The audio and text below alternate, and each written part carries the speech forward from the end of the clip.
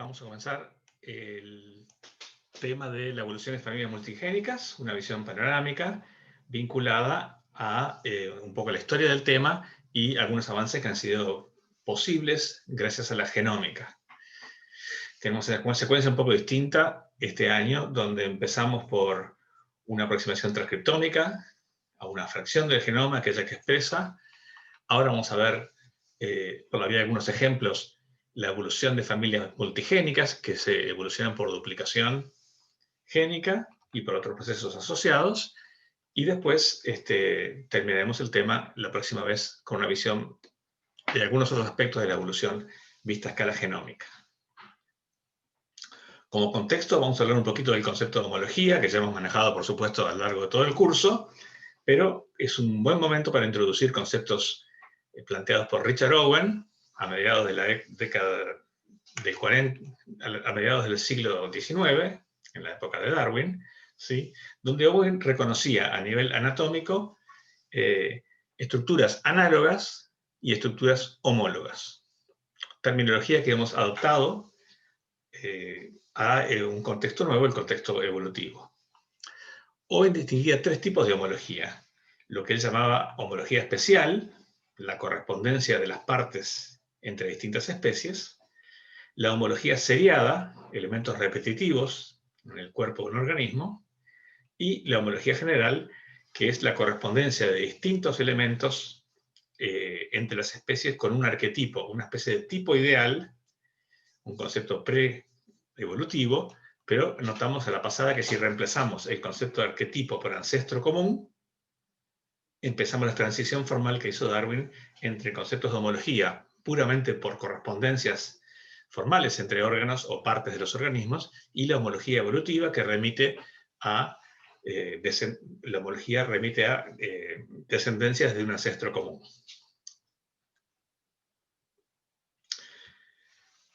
La analogía, el ejemplo clásico de la analogía que ya vimos, es el ejemplo de las alas, donde las alas han aparecido más de una vez en la evolución, por ejemplo, de los animales, ¿sí? Incluso en la evolución de los vertebrados, como sabemos. La homología especial, vamos a tomar un ejemplo de los miembros anteriores de los vertebrados y también los huesos correspondientes, que son homólogos, ¿sí?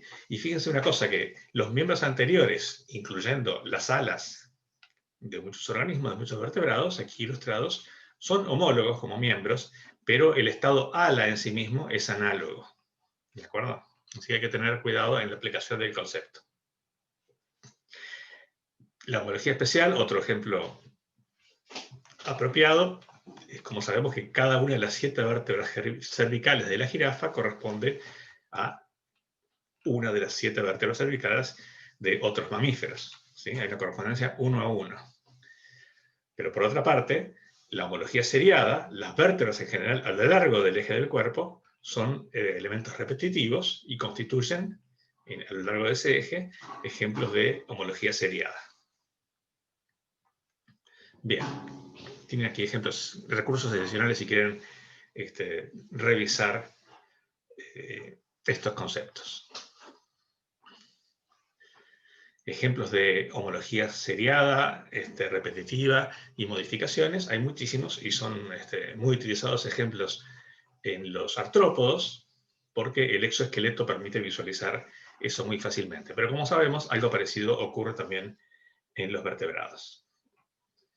Vamos ahora a la aplicación de conceptos de homología particulares en la evolución de familias multigénicas, el tema de la clase de hoy, y tenemos que remitirnos para eso a un trabajo de Walter Fitch de la década del 70, donde reconoce 2 clases de homología a nivel génico y propone términos que han quedado hasta ahora, ¿sí? Fíjense que dice, lo que dice este trabajo de Fitch. Díjese que, por lo tanto, viene una discusión previa, tendría que haber 2 subclases de homología.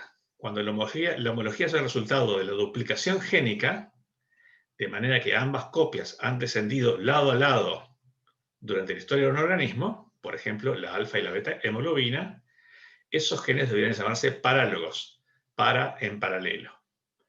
Cuando la homología es el resultado de especiación, de manera que la historia del gen refleja la historia de las especies, por ejemplo, la alfa-hemoglobina en humano y en ratón, estos genes deberían ser llamados ortólogos. Entonces, el criterio que propone Fitch en su definición es: las duplicaciones génicas producen genes parálogos, lado a lado, y la especiación produce genes ortólogos. Naturalmente, la especiación va a trasladar de ancestros ascendientes todo el acervo genético de la especie ancestral, en principio. De modo que la distinción se refiere más bien al origen de la variación. Vamos a verlo por la vía de un ejemplo para afinar un poquito estos conceptos. Pensemos en un solo individuo diploide, ¿sí? Y vamos a hablar de genes autosómicos, y vamos a referirnos como ejemplo a la clásica serie de genes OX, que tiene que ver con la regulación del desarrollo. Aquí, por cierto, en este esquema hay una correspondencia esquemática entre los genes y las regiones del eje anterior-posterior del cuerpo que ayudan a identificar mediante su expresión diferencial. Bien, ahora, si miramos el gen LAB, por ejemplo, este de aquí, en este individuo, va a tener, eso es un locus, y que tiene dos alelos, uno procedente de la madre y otro del padre, ¿de acuerdo? Lo mismo se aplica, por supuesto, a cada uno de los demás genes. ¿Sí? Vamos ahora a comparar, bueno, y estos genes que se transmiten lado a lado, en este caso literalmente porque están en un mismo cromosoma, ¿sí? Son genes parálogos, según la definición de Fitch. Veamos esto ahora en un contexto filogenético para ver cómo se trasladan estos conceptos a un marco filogenético. Primero, en una población, entonces, ¿qué sucede? Para cada individuo, solo para el gen LAB, o el locus LAB, solamente puede haber dos alelos, uno procedente del padre y otro procedente de la madre. Esos alelos pueden ser idénticos, como este individuo homocigota para el alelo A, o pueden ser distintos, como este heterocigota AB, o este heterocigota AC, o este heterocigota BC. ¿De acuerdo? Estos son genotipos del locus LAB, y nada tiene que ver con variaciones a lo largo del cromosoma de otros genes parálogos. Cada uno de estos genes puede tener ejemplos de este tipo, si es que hay variación genética para cada uno de ellos en la población. ¿De acuerdo? Bien, de modo que tomados uno a uno no ofrecen ninguna dificultad. Son genes como otros, solamente que forman parte de una familia multigénica, como veremos luego. Bien, ahora, una cosa que conviene aclarar y que es parte de la confusión es que el término gen se usa bastante libremente, lo cual no está mal, ¿sí? Y según el contexto puede ser equivalente a distintas cosas. Por ejemplo, se puede decir, hablemos del gen de la insulina. Eso es un locus, y el término locus es inequívoco. Es un lugar en el genoma donde cada individuo, por ejemplo, para un sistema diploide, tiene dos alelos, uno de origen materno y uno de origen paterno. También podemos hablar del gen, ¿sí? En el sentido de un gen de origen paterno, un gen de origen materno. Estamos hablando de alelos de un mismo locus. O el gen que causa la anemia falciforme. Es un alelo de un gen particular. ¿Sí? Ven que la palabra locus y alelo tienen una definición precisa, y la palabra gen, que es correcta, no tiene nada malo, se usa más ampliamente para cualquiera de estas dos cosas. Así como también se pueden hablar de genes de clase de tipo OX, ¿sí? Que son miembros parálogos de una familia multigénica. Bien. Vamos a ver entonces el caso de algunos genes de este sistema de genes de tipo OX, de Drosophila, a escala filogenética. Bueno, tenemos aquí, hemos elegido dos de los genes, ABDA y ABDB, que están aquí, en esta parte del cromosoma, ¿sí? Y imaginemos que estudiamos esta pequeña región del genoma en Drosophila melanogaster, Drosophila simulans y Drosophila pseudooscura. Bueno, obviamente cada una de estas especies va a tener su versión de cada uno de estos genes, parálogos, ¿de acuerdo? Muy bien. Ahora vamos a mirar la filogenia de los genes, ya no de las especies, sino de los genes. Es fácil entender que si miramos el gen ABDA y sus copias ortólogas en las tres especies, la historia de este gen es que había un gen ABDA ancestral que fue copiado con modificaciones seguramente, descendencia con modificación, diría Darwin, a lo largo de esta rama, así como a lo largo de esta rama, donde podemos encontrar la versión de ese gen para el ancestro común a simulans y pseudoscura, y finalmente fue transmitido también a cada una de las especies descendientes. Al final tenemos 3 versiones de estos genes que son ortólogos, ¿sí? Porque se transmiten a través de la especiación, ¿sí? Por supuesto, en cada especie estos genes tienen su versión alélica, y eso se aplica también a las especies ancestrales, aquí, aquí, o a lo largo, en cualquier momento a lo largo de las ramas, ¿de acuerdo? Muy bien. Las variantes del locus ABDA en Melanogaster son variaciones alélicas de un mismo gen ancestral que en definitiva remite al ancestro común a las 3 especies. Naturalmente esto se conecta con el resto de la diversidad biológica y podemos agregar más especies. Bueno, debería quedar claro que si repetimos el ejercicio para el gen ABDB, la situación es exactamente la misma. Se repite que el gen de Melanogaster, la versión de Melanogaster de este gen ortólogo, a los otros copias de tipo B, es un gen que ha sido obtenido por descendencia con modificación, por especiación, desde el ancestro común de las 3 especies, y esta copia ancestral con modificaciones se ha transmitido a lo largo de este evento de especiación y de este evento de especiación, y podemos reconocer las versiones finales de estos genes que son, entre sí, los que están en azul, también ortólogos. Ahora, ¿qué decir de los genes parálogos, que son los de tipo A, que son parálogos con los de tipo B? Bueno, esos podemos entender, si vamos para atrás, que la duplicación de A y B, seguramente que es esencial para la formación del eje antero-posterior del cuerpo en Drosophila, ¿sí? Seguramente esta duplicación existe desde mucho antes que la separación de estas 3 especies de Drosophila en particular, cosa que podemos confirmar porque este clúster de genes, incluyendo estos 2 elementos que estamos estudiando en particular, está presente en muchísimas más especies y por tanto tiene una distribución hacia atrás ancestral mucho más amplia, así como hacia distintas ramas de la evolución de las Drosophila y otros insectos, por cierto, que no están acá representados. Muy bien, ¿cuál es el origen entonces de esta duplicación? Seguramente es un origen muy anterior al ancestro común de estas 3 especies de Drosophila. Algo que podemos constatar si ampliamos la escala filogenética de las comparaciones. Bien, entonces, fíjense que mientras que el ancestro común a los distintos tipos de clase A corresponde al ancestro común a las especies, y de allí fue obtenido por duplicaciones a lo largo de la especiación simplemente, copiado con o sin modificaciones, y eso se repite en A y en B, la duplicación génica que forma parte, que conformó estos 2 miembros de esta familia multigénica, seguramente es muy anterior, ¿sí?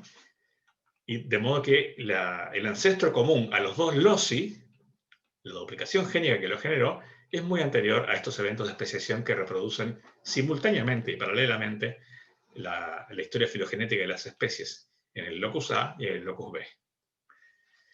Para poner una situación imaginaria, de repente el ancestro común a las 2 especies tiene 3 millones de años, y en ese ancestro común existía una versión del gen verde y una versión del gen azul, el ABDA y ABDB respectivamente, pero ambos tienen entonces 3 millones de años y además cada uno reproduce, si todo sale bien, la filogenia de las especies, pero la duplicación génica que dio lugar a estas 2 miembros de esta familia multigénica, en lugar de tener 3 millones de años, tiene, por ejemplo, 100, o puede ser muchísimo más. El punto es que en este caso es muy anterior.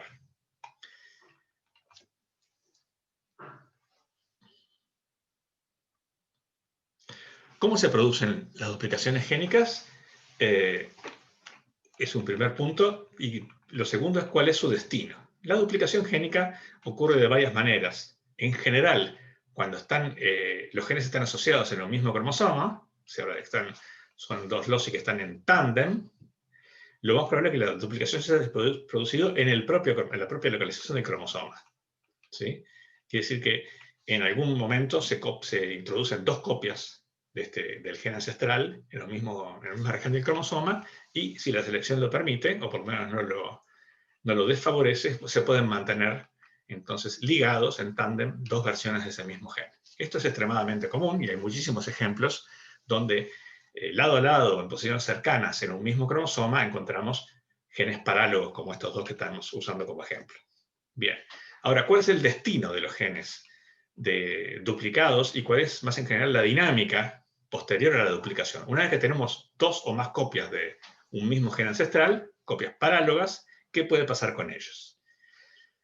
Y ahí tenemos este esquema que trata de representar de forma simplificada tres de las clases principales de evolución que ocurren posteriormente a la duplicación.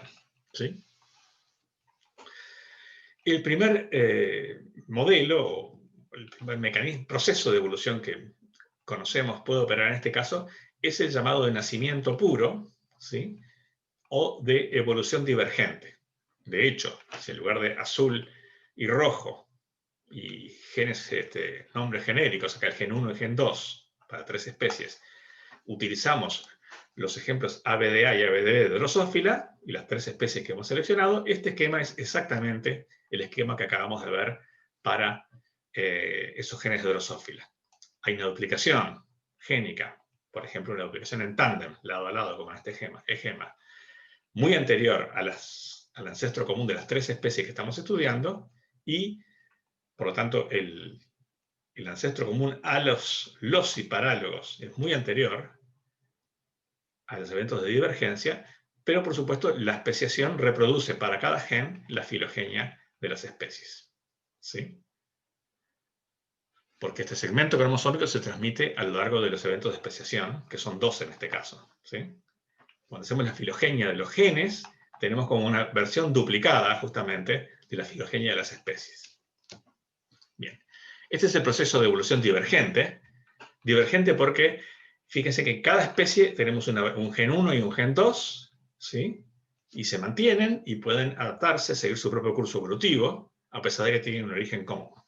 ¿Sí? Ejemplos de esto podrían ser la alfa y la beta globina, que claramente tienen un ancestro común, hay un evento de duplicación génica que los produjo en algún momento en el pasado, pero como cada especie de, por ejemplo, mamíferos, tiene su alfa y su beta globina, pueden continuar divergiendo, aunque de hecho cooperen en la formación de la hemoglobina funcionalmente. Y sabemos que esas dos variantes de las globinas, si bien se acoplan en la hemoglobina, tienen funciones cooperativas pero ligeramente distintas y propiedades ligeramente distintas. No en vano, el tetrámero que forma la hemoglobina siempre está formado por 2 alfaglobinas y 2 betaglobinas estructuradas en torno a un núcleo de hierro de manera perfectamente precisa. Bien. Fíjense que acá la evolución de cada gen es independiente en el sentido que cada gen puede seguir su camino. Puede haber interacciones por razones funcionales, pero desde el punto de vista de las secuencias están lado a lado y cada uno tiene derecho a adquirir o digamos, a incorporar, si así sucede, distintos tipos de variantes. ¿Sí? Muy bien. Ciertamente no se transfiere información directamente de una copia a la otra. La información se duplicó originalmente en la duplicación génica para formar los genes parálogos y de allí en adelante es una evolución divergente. Muy bien. Cuando hay transferencia horizontal de información, a ese proceso se llama evolución concertada. Y en ese caso, los genes 1 y 2 ya no evolucionan independientemente en cada especie, ¿sí? Sino que evolucionan en forma coordinada. Hay transmisión de información, ¿sí? De un gen a otro. Esto ocurre mucho más que cuando hay genes duplicados en forma sencilla, cuando hay familias multigénicas, un clúster de muchos genes, cuya evolución está guiada por un proceso coordinado, de modo que la información pasa permanentemente se transmite entre copias parálogas. Y eso ocurre por formas que vamos a ver después. No es imposible que ocurra con solamente 2 genes parálogos, pero es más frecuente cuando hay múltiples genes parálogos. ¿Sí? Ya veremos brevemente por qué. Y lo otro que también es más típico de múltiples copias, aunque también lo vemos en casos más sencillos, es los procesos de nacimiento y muerte. Hay una duplicación génica original pero en los descendientes no todas las copias se mantienen. Por ejemplo, acá tenemos el gen 1 y acá tenemos un pseudogen. Quiere decir que en la especie B este gen fue silenciado, se inactivó y ya no permanece como un gen duplicado, sino como una versión degradada o un pseudogen, que finalmente puede eliminarse completamente. Y en este caso, en este ejemplo, el gen 2, en cambio, es la especie A la que tiene un pseudogen. ¿Sí? Es posible entonces que, así como hubo nacimiento por duplicación génica y formación de genes parálogos, puede haber muerte de algunas clases de esos genes en alguno de los linajes. ¿Sí? Aquí se pierde la correspondencia entre los árboles de genes y árboles de especies. ¿Por qué?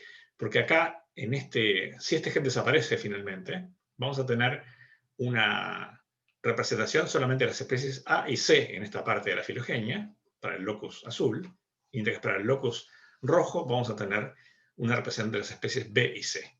Imaginen que si el número de copias obtenidas por duplicación y el número de eventos de muerte de genes es mucho más complejo, se puede llegar a perder la correspondencia 1 a 1 y repetida de árboles de genes y árboles de especies que teníamos en este caso simplificado. Acá hay nacimiento puro y entonces no se pierden las copias. Puede ser más fácil o más difícil reconocer la filogenia, pero está presente, digamos así, en cada locus la filogenia de las especies. Aquí la dificultad viene por el traspaso de información. Pero ¿qué pasa? El traspaso de información, si es muy fuerte, homogeneiza a los genes de cada especie. De modo que, si bien se pierde la separación de los genes duplicados, cada especie va a tener variantes parecidas del gen 1 y el gen 2. Acá tenemos la especie A, la especie B y la especie C. De modo que el proceso de homogeneización lo que hace es simplifica estas duplicaciones y hace que cada especie tenga variaciones características, pero limitadas y típicas de la especie. Por eso se llama evolución concertada. Vamos a ver varios ejemplos de esto y la ilustración de estos casos permite entenderlo mejor también por la vía de la visualización de las situaciones. ¿Sí? Tenemos, por supuesto, información genética, ¿sí? Y genómica, que es lo que nos permite reconocer distintos fenómenos. Por ejemplo, los miembros de una familia, ¿sí? Tienen similitudes de secuencia, de estructura exón-intrón, de estructura proteica y muchas veces de función. ¿Sí? La diversificación funcional, como la que existe entre la mioglobina y las alfa y beta globinas, no oculta el hecho que son sustancias vinculadas a la captura de oxígeno, ¿sí? Y de anhídrido carbónico, y que tienen un conjunto de características estructurales asociadas a esas funciones que también se mantienen. De modo que tenemos varias pistas para reconocer la pertenencia de distintos genes a una misma familia multigénica. ¿Cuán importantes son las duplicaciones génicas? Bueno, hoy que tenemos genomas de distintos tipos, podemos decir que son muy importantes. Es decir, hay muchísima innovación genética que ocurre, ya no solamente por las adaptaciones que puedan adquirirse en genes individuales, sino por la diversificación de genes ancestrales en la producción de genes parálogos de familias multigénicas. Acá tenemos algunos ejemplos que en bacteria, estos ejemplos seleccionados nos dicen que hay entre un 17 y un 44% de genes duplicados, es una parte importante del genoma, y estos son solamente ejemplos. En Arca tenemos también ejemplos de duplicaciones génicas, y en Eukarya tenemos también un conjunto importante de duplicaciones génicas. Entonces, la duplicación génica es parte importante del proceso evolutivo y lo enriquece proveyendo una nueva fuente de diversidad que no se encuentra cuando uno se restringe solamente a la evolución de cada gen. O si cada gen y función asociada estuviera presente una única vez, la evolución tendría mucho más limitaciones que ante la existencia de duplicaciones génicas de distinto tipo. ¿Sí? Por supuesto, las duplicaciones pueden ser parciales, pueden ser quiméricas, o sea, insertando o incorporando elementos de fuera del locus ancestral, y también puede ser por duplicaciones de un gen entero o de algunos exones solamente. ¿Sí? Podemos ampliar el foco y para entender que esas duplicaciones pueden involucrar también segmentos cromosómicos enteros, y no solamente un gen en particular, un locus en particular, cromosomas enteros, o finalmente el genoma completo. De esto último vamos a hablar un poco más adelante en el curso. Bien, uno de los pioneros de la comprensión de la importancia de la duplicación génica fue Susumu Ono, que en la década del 70, mucho antes de lo que mucha gente pudo visualizarlo, entendió que la duplicación amplía la materia prima de la evolución y permite una complejidad que sería muy difícil de obtener si cada clase génica estuviera representada una única vez en el genoma. ¿Sí? Dice Ono que los genes que no son redundantes están permanentemente atrapados, como quien dice, en la vigilancia de la selección natural en su función establecida. Y si bien pueden adquirir nuevas mutaciones adaptativas, por ejemplo, ¿sí? O mutaciones que resultan ser adaptativas, para él solamente los genes redundantes pueden escapar a la selección natural, acumular otras clases de mutaciones, incluyendo en su visión algunas deleterias inicialmente, y proveer nueva materia prima para la formación de nuevos genes con nuevas funciones. Veremos luego que la relación entre genes duplicados y función puede tomar distintas formas en la evolución de familias multigénicas. Es una visión un poco extrema la de Ono, pero dice que la selección natural simplemente modifica lo que hay, mientras que la redundancia crea. Es una forma muy contundente de decir o de señalar la importancia de las duplicaciones génicas en el potencial de la evolución. Por cierto, en un comentario mirando hacia adelante en el curso, Ernst Mayr, hablando de la especiación, dijo algo parecido sobre las especies. ¿Sí? Que la especiación es clave en la diversificación biológica, porque si toda la diversidad y las adaptaciones estuvieran restringidas a un único linaje, evidentemente no podría haber mucha riqueza en la evolución. Sería una evolución muchísimo más pobre de la que conocemos. Quiere decir que la compartimentación en múltiples especies genera oportunidades de diversificación. En algún sentido, las duplicaciones génicas dentro del genoma generan nuevas oportunidades de adaptación que no serían posibles con una única copia de cada gen ancestral. ¿Qué puede pasar una vez que se forman nuevas copias?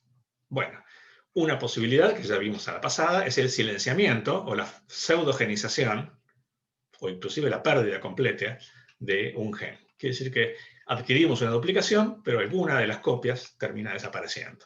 Muy bien. Si las copias ya duplicadas se retienen, ¿sí? Hay distintos posibles resultados y destinos de esas copias duplicadas. Por ejemplo, a veces se mantiene la misma función. Los genes duplicados simplemente confieren la posibilidad de producir mayores niveles de expresión, siendo necesario, y pueden tener una función, entre comillas, o un efecto más bien de enmascaramiento. O sea que los déficits por mutaciones deleterias de alguna de las copias quedan enmascaradas por el efecto compensatorio de las copias duplicadas. Digamos que eso es una consecuencia. Lo más importante es que los genes duplicados pueden contribuir más producto en la expresión génica del mismo tipo de proteína. Y muchas veces genes que están exigidos funcionalmente a producir grandes cantidades de producto o simplemente a modular su expresión en forma dramática en función de las condiciones ambientales, son blanco o han sido el blanco de duplicaciones génicas, y es una forma de aumentar la capacidad de regulación del producto génico, o sea, de la expresión. Otra forma es la que se llama la neofuncionalización, que lo que dice simplemente es que en una de las copias del gen se diverge con respecto a la función ancestral y adquiere nuevas funciones. Un poco lo que decía Ono en la diapositiva anterior. Y otra posibilidad es que permita una mayor especialización, que una función general antes cumplida por la única copia del gen o de la clase génica que estamos estudiando, al duplicarse el gen, permite una especialización, de manera que cada una de las copias desarrolla una función que es una variante de la función ancestral. Por eso el término subfuncionalización. Bien. La pérdida de función es fácil de entender. La duplicación fue inútil en el sentido de que terminó simplemente en una pérdida de lo que se había ganado, desde el punto de vista un poco efectivista. La divergencia funcional también es fácil de entender los dos tipos. Una es que una de las copias mantiene la función ancestral, la conserva, mientras que la otra copia diverge hacia una nueva función, una variante funcional, ¿sí? Y el otro caso es cuando tenemos que la función ancestral se subdivide y tenemos dos especializaciones, ¿sí?, subfuncionales de lo que antes era una única función. Podrán entender que las dos cosas son importantes porque puede pasar que una función muy general la mantenga una copia del gen y la otra se especialice en algo más particular. O puede pasar que en distintos tejidos o en distintas circunstancias las copias duplicadas adquieran funciones diferentes, aunque podremos reconocer que son variantes de la función ancestral. El mantenimiento funcional es lo que se llama enmascaramiento, o simplemente tiene una función de potenciar la regulación génica, pero la función básica se mantiene. Bien.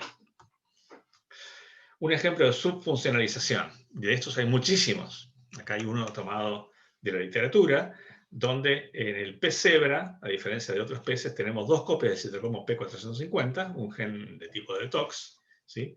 Uno se expresa en el ovario y otro en el cerebro, cumpliendo funciones semejantes, pero especializadas en distintos órganos, ¿sí? Mientras que en otros organismos hay una única copia del gen que se expresa en ambos tejidos y la función es cubierta por una versión más generalista de este gen. Quiere decir que es un ejemplo de subfuncionalización.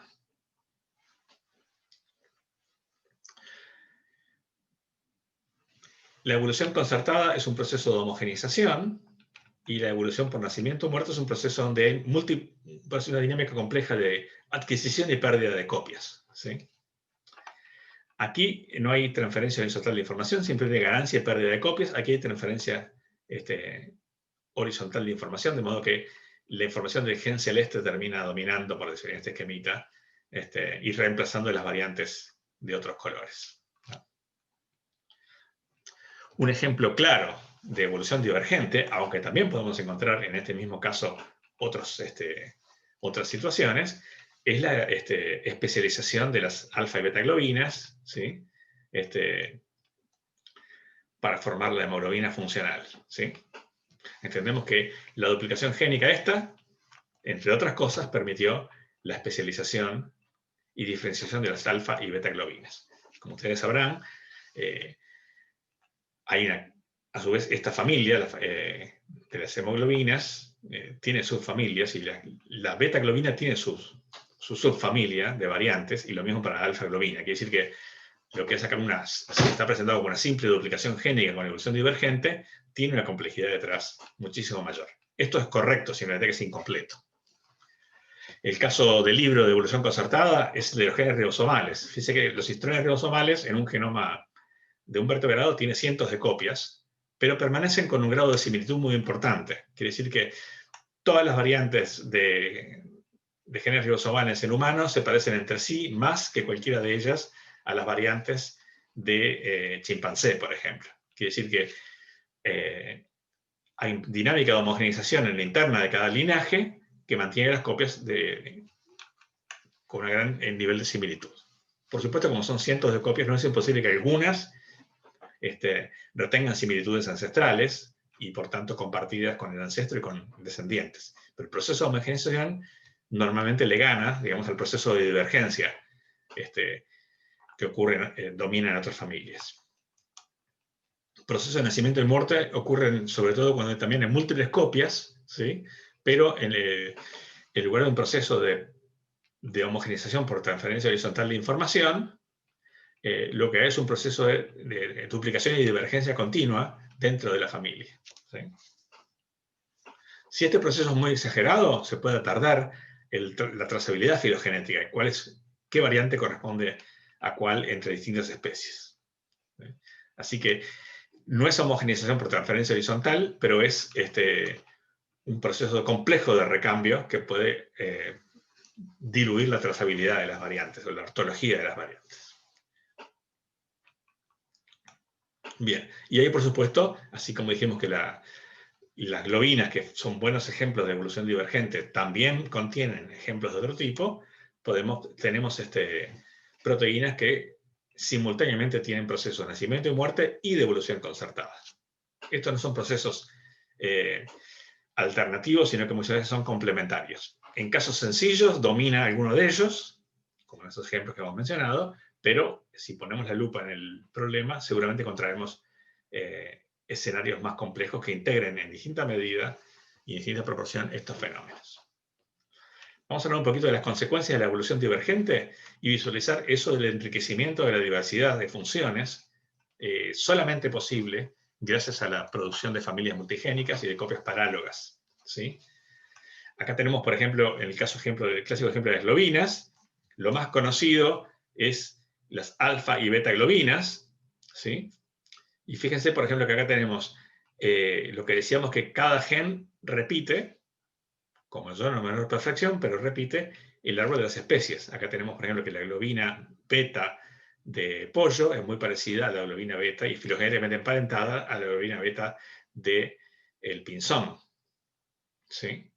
Y ese parentesco filogenético de estas dos aves lo vamos a encontrar repetido en el caso de las globinas, de las alfa-globinas, donde también aparecen como especies hermanas o cercanas en este esquema, digamos así.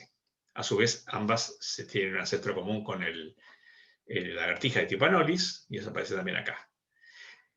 La resolución filogenética, por ejemplo, puede ser imperfecta, porque son secuencias relativamente cortas, pero ven como la duplicación y la evolución divergente produce réplicas de la filogenia de las especies en distintas partes del árbol. Aquí, por cierto, en la mioglobina, que como grupo, como locus, remite una duplicación aún más antigua que la duplicación de las alfa y beta globinas, por acá, ¿sí? Este es el ancestro común. En la mioglobina también tenemos, por cierto, el pequeño clado formado por estas dos aves. Y seguramente podemos encontrarla, a no ser que esté faltante en algún caso, podemos encontrar también ejemplos de este par de especies en otras partes del árbol, ¿sí? Y las alfa, beta y mioglobinas, a su vez, tienen una historia más compleja, donde hay otro tipo de globinas importantes que han sido producto, su descubrimiento ha sido producto de la era genómica. Acá están, por ejemplo, las citoglobinas, ¿sí? Las hemoglobinas de ciclos tomados resultan ser independientes de las alfa y beta globinas, a pesar de que cumplen funciones semejantes, y hay muchísimos ejemplos más de situaciones parecidas. Las neuroglobinas, por ejemplo, ha sido un descubrimiento relativamente reciente. Duplicación, divergencia, tanto filogenética como funcional.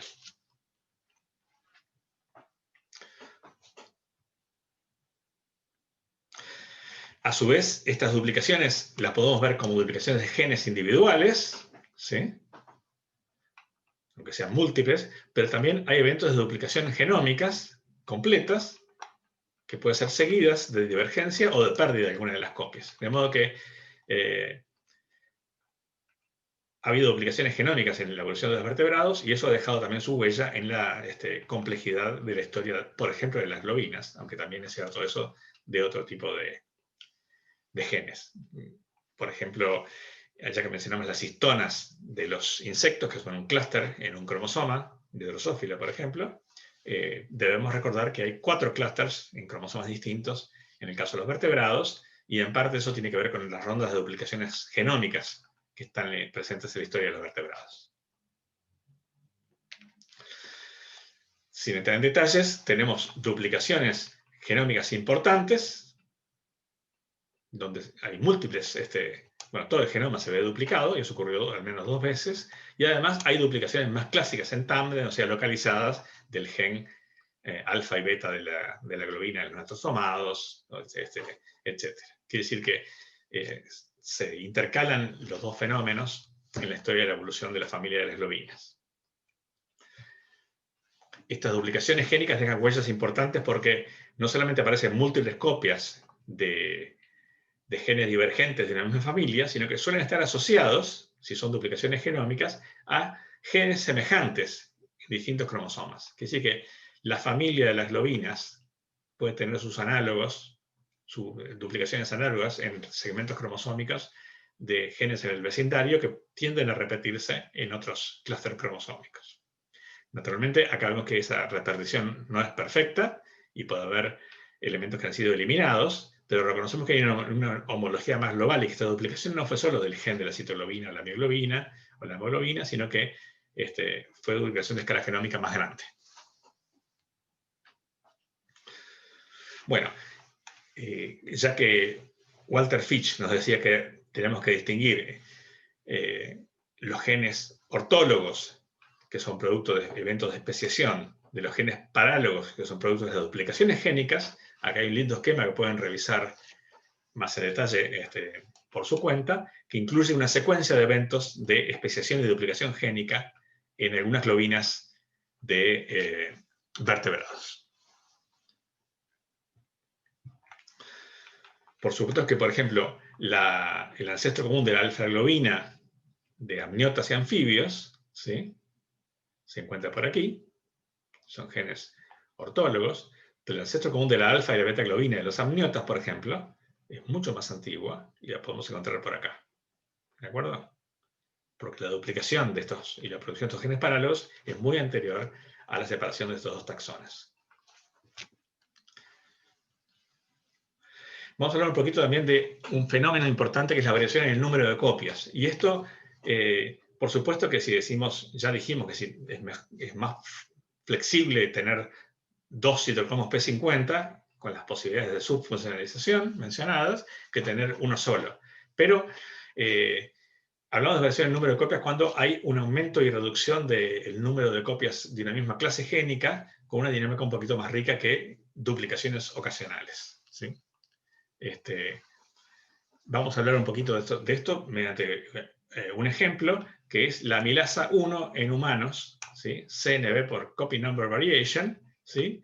Y acá tenemos un estudio por hibridización in situ en cromosomas, donde tenemos individuos con unas pocas copias del gen, individuos con múltiples copias del gen, y tenemos variación que podemos reconocer cromosómicamente en el número de copias.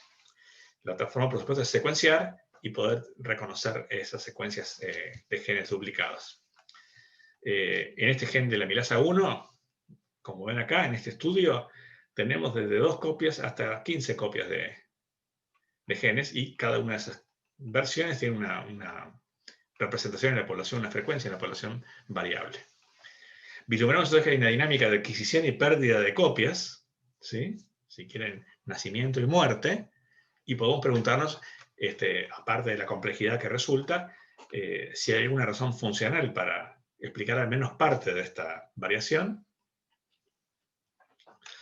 Y antes de hablar de humanos en particular, vamos a hablar de que esa variación, por supuesto, también se manifiesta a escala filogenética, ¿sí? Acá hay un trabajo a una escala justamente de filogenética y vemos que el número típico, aunque hay variación en cada especie, ¿sí?, tiende a ser más grande en humanos que en chimpancé y gorila, y es más grande en esos que en otros primates, pero también hay enorme variación en roedores y en muchos otros grupos de mamíferos. Quiere decir que hay una relación funcional entre el número de copias y la variación en el número de copias de la amilasa salivar y las funciones que vamos a discutir brevemente en un momento. Vamos a volver brevemente al caso de Homo sapiens para preguntarnos qué sabemos de esta variación. Y bueno, un dato interesante es el siguiente. En humanos tenemos poblaciones filogenética y geográficamente muy cercanas, por ejemplo en África, que tienen regímenes de vida muy divergentes. Por ejemplo, hay grupos especializados en la cría de ganado, que viven de la carne y de los productos lácteos, y otros grupos muy cercanamente emparentados, genéticamente y geográficamente cercanos, que están especializados en una vida más agrícola. Bueno, el número de copias de amilasa en aquellos grupos que dependen más del uso en la dieta del almidón está aumentado. Es decir, que los que tienen base agrícola tienen un mayor número de copias de amilasa, típicamente, que etnias muy cercanas genéticamente, pero que tienen un modo de vida distinto. Y estos pares de casos se han encontrado en distintas partes de la geografía humana, de modo que tenemos réplicas situaciones replicadas y en muchos casos aparece que los que han virado o adoptado una dieta más basada en almidón tienen un mayor número de copias de la amilasa. Entonces, la razón funcional detrás de parte de esta variación, al menos, es que un mayor número de copias permite modular hacia arriba la expresión del gen, porque hay múltiples copias semejantes disponibles para expresar, y es un mecanismo de adaptar la expresión génica por la vía ya no solo de aumentar la expresión de un gen individual, sino tener más genes disponibles de un mismo tipo para regular la expresión. Y con esto, una pequeña síntesis, que es más para que le quede por escrito que para discutirla ahora, tenemos una muy breve y panorámica visión de la importancia de la evolución de familias multigénicas en la evolución.